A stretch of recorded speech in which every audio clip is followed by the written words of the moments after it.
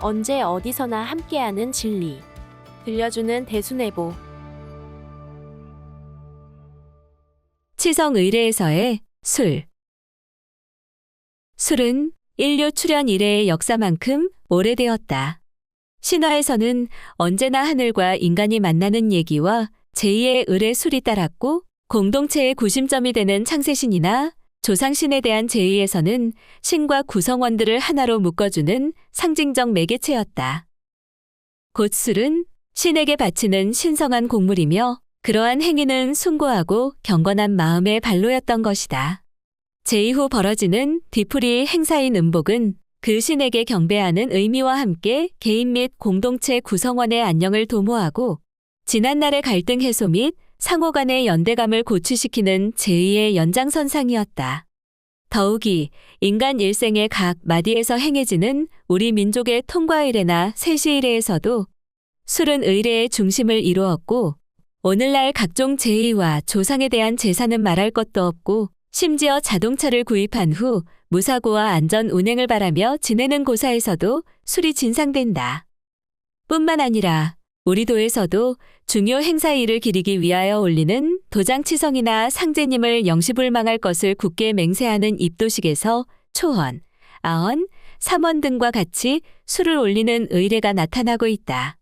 또한 정경의 상제님께서 삼계대권을 행하실 때나 혹은 신명들을 불러들이는 일 등에도 술이 등장한다. 그러면 이처럼 각종 제의나 의례에서 어김없이 등장하는 술의 의미가 무엇인지를 살펴본다면 도에서 치성의례 속에 술이 담긴 그 진위를 가늠해 볼 수 있을 것이라 생각한다. 우리나라 술은 약 3000년 전에 부여의 영고라는 제천이식 때 사용한 것이 가장 오래된 기록으로 남아있다.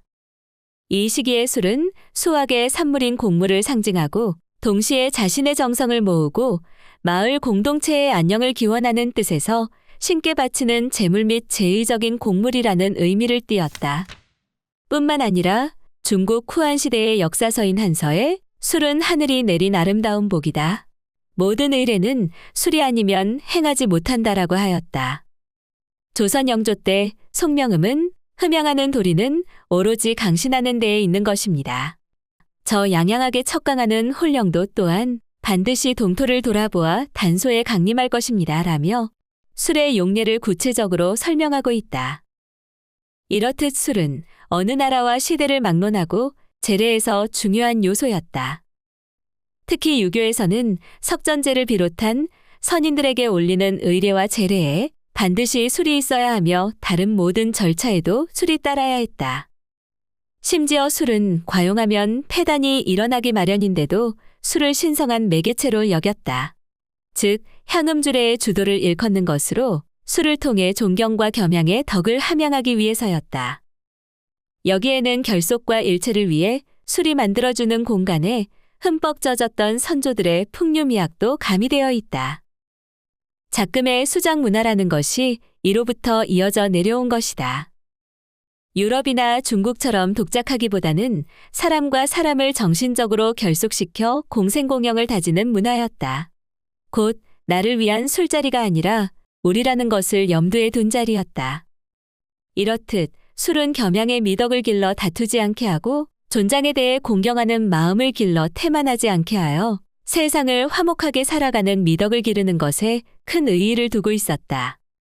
또한 인간 일생의 각마디에서 행해지는 통과의례 중 술의 예식이 의례의 중심이 되는 것이 혼례와 성인식이다.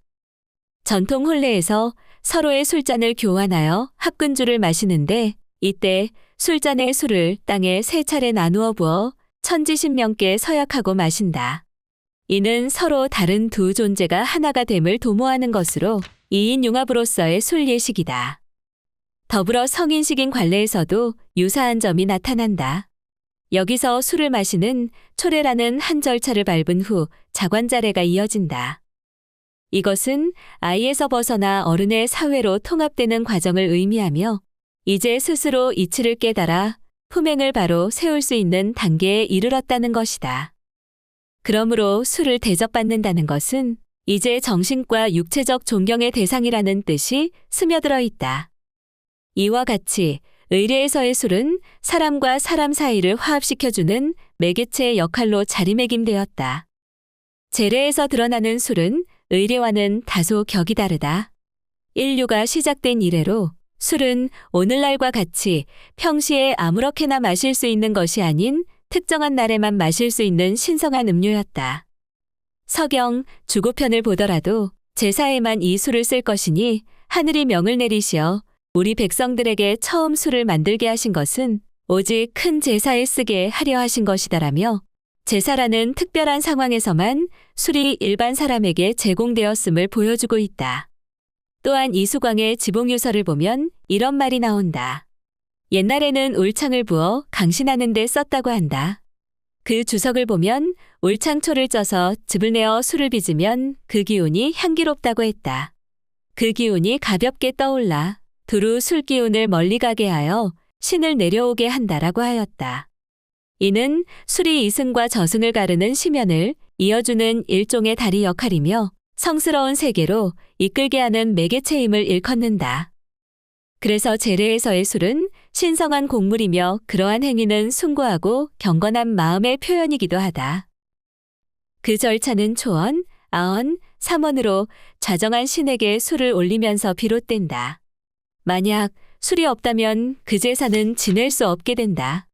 그리고 분향이 이루어지면서 술을 모사기에 3번에 나누어 부어 강신한다. 이때의 술을 강신내주라고 하는데 향기로운 술을 땅에 부어 적셔서 지하에 계실지도 모를 조상의 혼백을 모신다는 뜻을 담고 있다. 그래서 지신에게 신의를 모시겠으니 허락해 달라는 뜻이 담겨져 있다. 이렇게 신에게 바쳐졌던 술은 의식이 끝난 후 참석한 구성원들에게 돌려진다. 바로 음복이다. 제사를 지낸 다음 복을 탄다는 의미의 음복은 재물을 나누어 먹는 일이지만 사실은 술을 마시는 것이 중요했다. 그렇다고 단지 구성원들의 음주가 아니라 신에게 경배하는 의미와 함께 그 신과의 상호 동질감을 고취시키는 절차였다. 다시 말해 제사에서의 술은 신과 인간과의 합의를 넘어서 인간과 인간을 합일시키는 접점이 된다.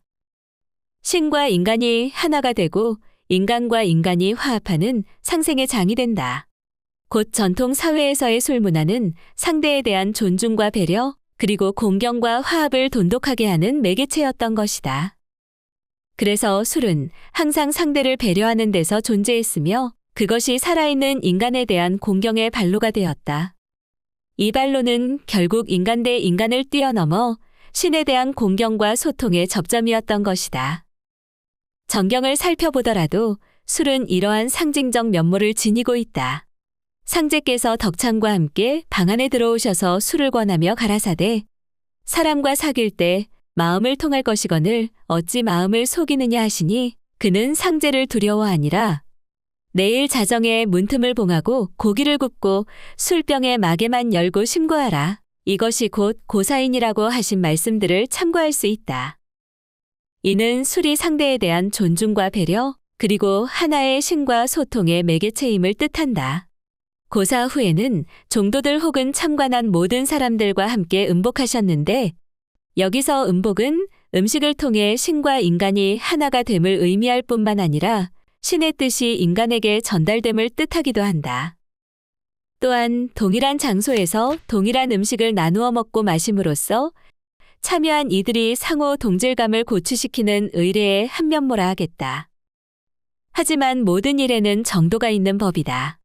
술이 과하면 정경에 등장하는 인물들처럼 위아래가 없이 주정부리며 호언장담하고 스스로 선택받은 존재로 착각하며 그 정도가 심할 경우 정신 나간 것으로 폄하될 뿐만 아니라 사회관계에서 패가망신의 지름길로 인식됨을 잊지 말아야 할 것이다. 여기서 술이 일반 제례나 의례뿐만 아니라 우리 도에서도 그 쓰임이 높다는 것을 눈여겨보아야 한다. 우리 도에서 중요 행사일을 기리기 위하여 올리는 도장치성과 회관치성이나 상제님을 영시불망할 것을 굳게 맹세하는 입도식에서 빠짐없이 올리는 주물로 쓰이고 있기 때문이다. 더구나 각 치성의 첫 디딤돌은 술에서 시작해 술로 끝난다. 그만큼 치성에서 가장 중요한 과정의 하나라고 볼 수 있다. 이렇게 술이 치성에서 중요한 주물의 하나로 쓰임은 치성이 신명전에 인간의 정성을 올리는 것이고 인간의 정성이 많이 들어간 음식 중에 하나가 술이기 때문일 것이다. 그래서 술을 만들다라고 하지 않고 빚다라는 이유도 훨씬 많은 정성을 기울여 만든다는 의미가 내재해 있기 때문이다.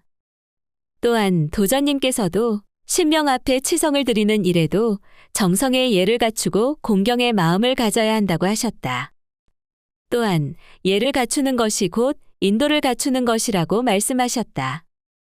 이렇게 볼 때 술은 신명과 인간, 인간과 인간이 공경과 배려를 바탕으로 자연스럽게 화합하는 소통의 매체이자 신성한 음식이라 하겠다. 치성의례에서의 술